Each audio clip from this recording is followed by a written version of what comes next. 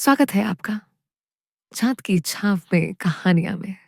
यहाँ हर रात हम लाते हैं एक नई कहानी जो दिल को सुकून देती है, मन को शांत करती है और धीरे-धीरे आपको नींद की मीठी गोद में ले जाती है। अब बस अपनी आँखें बंद कीजिए, एक गहरी साँस लीजिए और धीरे-धीरे छोड़ दीजिए। महसूस कीजिए जैसे दिन भर की सारी थकान अब हवा में घुल रही है। कंधे ढीले छोड़ दीजिए, चेहरे पर हल्की मुस्कान आने दीजिए। अब आप सुरक्षित हैं, शांत हैं और पूर्ण विश्राम में हैं। कल्पना कीजिए, आप खुले आसमान के नीचे हैं। ऊपर चाँद की कोमल रोशनी आपके चारों ओर फैल रही है। ठंडी हवा आपके बालों को छू रही है और आसपास सन्नाटा नहीं, बल्कि एक गहरी शांति गूंज रही है। हर सांस के साथ आप हल्के होते जा रहे हैं। आपके मन का बोझ मिटता जा रहा है। अब बस अपने मन को खुला छोड़ दीजिए और इस शांति में डूब जाइए। आज की रात हम आपको ले चलेंगे एक सुंदर कहानी की ओर, जहां शब्द बनते हैं सपने और सपने बनते हैं सुकून। स्वागत है आपकी इस जादुई यात्रा में। चांद की छांव में कहानियां मंद मंद समीर बह रही थी। पूर्व दिशा से सूरज धीरे धीरे उग रहा था। आसमान में हल्की सी सुनहरी लाली छा गई थी। हरजोत नींद से जल्दी जाग गया।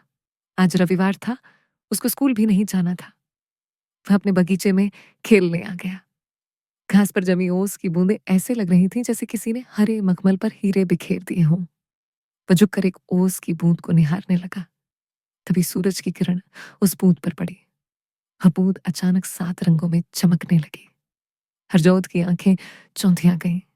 वह खुशी से चिल्लाया, वाह, ये तो इंद्रधनुष बन गया। वह कुछ देर तक देखता रहा। हर ओस कण पर जब किरण गिरती तो उसमें बैंगनी, जामुनी, नीला, हरा, पीला, नारंगी, लाल सब रंग झिलमिलाने लगते। हरजोत को ये जादू सा लगा। वह बोला, ये कैसे हुआ? क्या ओस के अंदर रंग छिपे रहते हैं? उसके इतना कहते ही उन ओस की बूंदों में से एक नन्ही परी प्रकट हुई। उसके कपड़े पारदर्शी थे, बाल चांदी जैसे चमक रहे थे और पंख इंद्रधनुषी रंगों के थे। वह मुस्कुराई और बोली, मैं शबनम परी हूं। तुमने मुझे प्यार से देखा है और तुम्हारे मन में मेरे लिए उत्सुकता जागी है, इसलिए अब मैं तुम्हारे सारे सवालों का जवाब दूंगी। हरजोत हंस पड़ा। सचमुच तुम ओस से निकली हो? परी बोली, हाँ, हर बूंद में थोड़ा सा प्रकाश, थोड़ा सा पानी और थोड़ा सा जादू छिपा होता है। जब सूरज की किरण उस पर पड़ती है तो प्रकाश 7 रंगों में बिखर जाता है। इसीलिए मैं इंद्रधनुष जैसी लगती हूँ। ये प्रकृति का खेल है और मैं हूं उसका रूप। हरजोत के होठों पर मुस्कान खेल रही थी। उसने पूछा, ओ प्यारी परी, भला ओस और घास में क्या रिश्ता है? परी मुस्कुराई, तुम्हारा प्रश्न तो बहुत ही प्यारा है।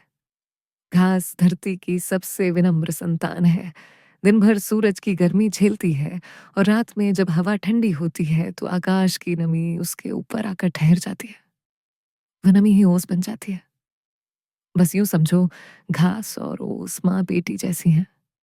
घास धरती से जन्म लेती है और ओस आकाश से उतरती है। दोनों मिलती हैं तो धरती माँ मुस्कुराने लगती है। हरजोत की नजर बगीचे के फूलों पर पड़ी। उन पर भी ओस की बूंदें चमक रही थीं। उसने पूछा, और फूलों का क्या रिश्ता है ओस से? परी ने कहा, फूल ओस को अपनी सखी मानते हैं। रात में जब वे सो जाते हैं तो ओस आकर फूलों को चूमती है, उन्हें दुलारती है, उनकी थकान मिटाती है और सुबह उन्हें नई ताजगी देती है। अगर ओस न हो तो फूल मुरझा जाए। इसलिए तो कहते हैं, जहां ओस गिरे वहां जीवन खिले। हरजोत कुछ सोचते हुए बोला, लोग ओस की तुलना आंसू, पसीने और अमृत से क्यों करते हैं? परी थोड़ी देर चुप रही, फिर बोली, क्योंकि ओस हर भावना की तरह अलग अलग रूप में समझी जाती है। देखो, जब किसी की आंखों से आंसू गिरते हैं तो कभी वे दुख के होते हैं, कभी खुशी के। ओस भी ऐसी ही होती है। कभी धरती के दुख के आंसू मानी जाती है, कभी प्रकृति की खुशी की हंसी। हरजोत ने उत्सुक होकर पूछा, और पसीना? परी प्यार से बोली, हाँ, कुछ लोग कहते हैं कि ओस धरती का पसीना है। दिन भर जब सूरज उसे गर्म करता है तो रात को वह ठंडक पाकर अपने रोम रोम से नमी छोड़ती है। जैसे कोई मेहनती किसान खेत जोतने के बाद पसीना बहाता है या कोई मजदूर सारे दिन के सख्त काम से पसीने से नहाया सा लगता है। इसलिए ओस में मेहनत और विश्राम दोनों की कहानी छिपी है। और अमृत? हरजोध ने आखिरी प्रश्न किया। परी ने अपनी हथेलियों में चमकती बूंदें उठाई और बोली, जब कोई व्यक्ति सुबह ही ओस को देखता है तो उसका मन ताजा और शांत हो जाता है। इसीलिए पुरानी कथाओं में इसे देवताओं का अमृत कहा गया है, क्योंकि यह जीवन को नई ऊर्जा देता है। हरजोत ने कहा, तो क्या ओस सिर्फ पानी नहीं है? परी मुस्कुराई। नहीं हरजोत, ओस केवल पानी नहीं, ये धरती की सांस, आकाश का दुलार और जीवन की मुस्कान है। ये हमें सिखाती है कि छोटी सी चीज भी कितना सौंदर्य और मानसिक शक्ति प्रदान कर सकती है। तभी सूरज ऊपर चढ़ाया, उसकी किरणों में तपस पड़ने लगी। वह घास पर पड़ी और ओस की बूंदें धीरे धीरे गायब होने लगी। हरजोत बोला, परी, तुम जा रही हो? फिर कब आओगी? परी बोली, मैं हर सुबह आती हूँ और सूरज के साथ लौट जाती हूँ। जब भी तुम ओस को देखो, समझना कि मैं पास ही हूँ, 7 रंगों की मुस्कान बनकर।